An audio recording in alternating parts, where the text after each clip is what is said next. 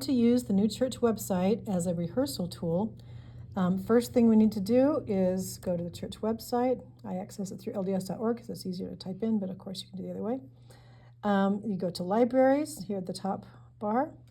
Go to music library. Once you're here, for the new hymns, you want to go here. If it was one of the old hymns, you go here, primary book here, but we're going to go into the new hymns for home and church. Then you're going to scroll down to the one we want, which for right now is My Shepherd Will Supply My Need. Now, right from here, we can play it. It's defaulting to playing with the whole choir. This is a fully produced recording, so it's a much better sound sample with actual voices singing the actual words than in the other player. I'll just give you a sample of this.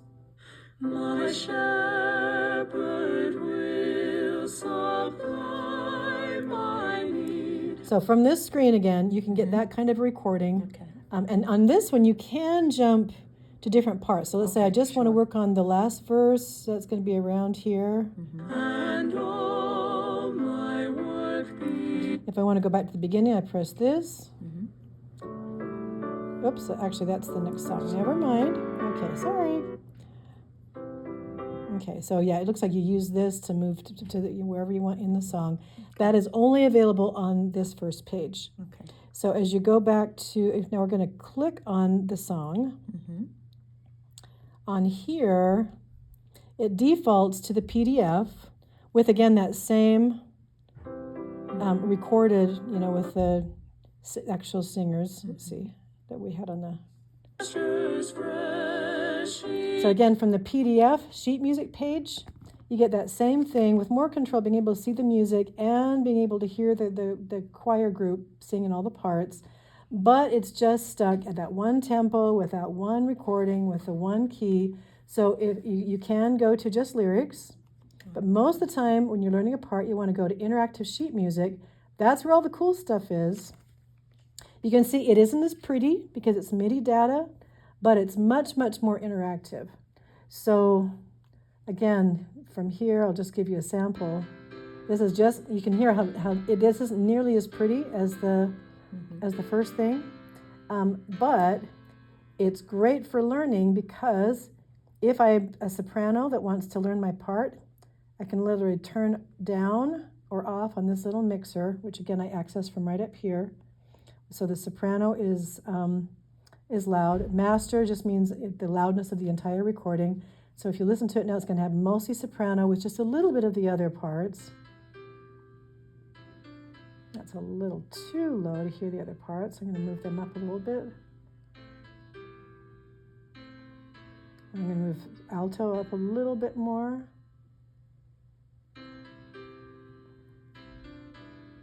So it can be really dynamic of how much you want of each part. You can also determine, I didn't show you this before, how many, like if there's 3 verses, we have to put repeat 1, 2, 3 if I want to sing it all the way through. Or if I want to just keep practicing it over and over and over again, I can do as many repeats as I want. Okay. But right now we're just going to go back to the 1. Looks like it's up to 10. Okay. If I want to change the key, I decide this is too high for me and I'm doing it as a solo or whatever, I can just click on this and let's say I want to take it down 3 steps. Instantly, it's in the key of A. You hear that? Which is a much more comfortable key for somebody who has a lower voice. This is probably where I would perform it rather than the C. You can also use the space bar to turn the playback on and off in this view.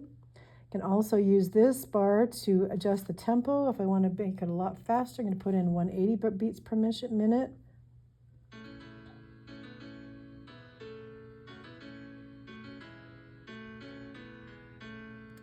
Okay, and if you want to get back to the default on these, you just click that. That takes us back to the original tempo of 100. Click on key. That takes us back to the original tempo or the original key of C. And then, of course, you can print it. It will print in whatever key you have listed here from interactive sheet music.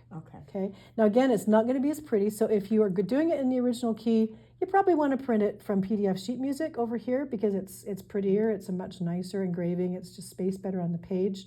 The one other thing to mention here is when you do go to print, it almost always defaults having too big of margins. And so it's teeny tiny. You can't even hardly see it. So most always, if you print, you're going to want to change the scaling. Down here, I usually do around, let's try, yeah, see 115 still gives us the title, but you can visibly see the margins are a lot smaller now. And so that is how you use the New Church website to learn your music.